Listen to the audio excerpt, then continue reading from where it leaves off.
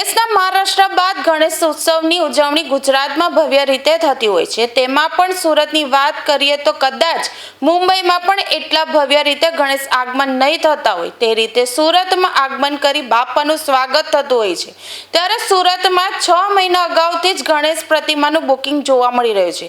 ત્યારે અનેક મંડળો મુંબઈથી મૂર્તિકારો પાસે બાપ્પાની પ્રતિમા 250 થી 300 કિલોમીટરનું અંતર કાપી 50-60 કલાકમાં પ્રતિમા સુરત લાવતા હોય છે।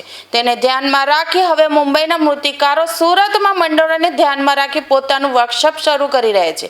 જેમાં મુંબઈના સુપ્રસિદ્ધ એવા નિખિલ રાજન ખાતુ જે મુંબઈના નામચીન મંડળોની મૂર્તિઓ તૈયાર કરતા હોય છે તેમણે આખરે સુરતમાં જ પોતાનો બીજો વર્કશોપ શરૂ કરી દીધો છે। જેથી કલાસાગર આર્ટ્સ પાસે પ્રતિમા લાવનાર સુરતના મંડળોમાં અનેરો આનંદ જોવા મળ્યો હતો। તેમને હવે રોડ રસ્તાની તકલીફોથી લાંબા અંતરથી છુટકારો મળી હવે સુરતમાં જ પોતાના મનપસંદ મૂર્તિકાર પાસેથી પ્રતિમા મળી રહેશે। છેલ્લા 18 વર્ષથી સુરતનું સાંઈરામ યુવક મંડળ કલાસાગર આર્ટ્સ પાસે મુંબઈથી મૂર્તિ લાવે છે। નિખિલ રાજન ખાતુ વિશે કમલ મેવાવાલાએ કેટલીક માહિતી આપી હતી।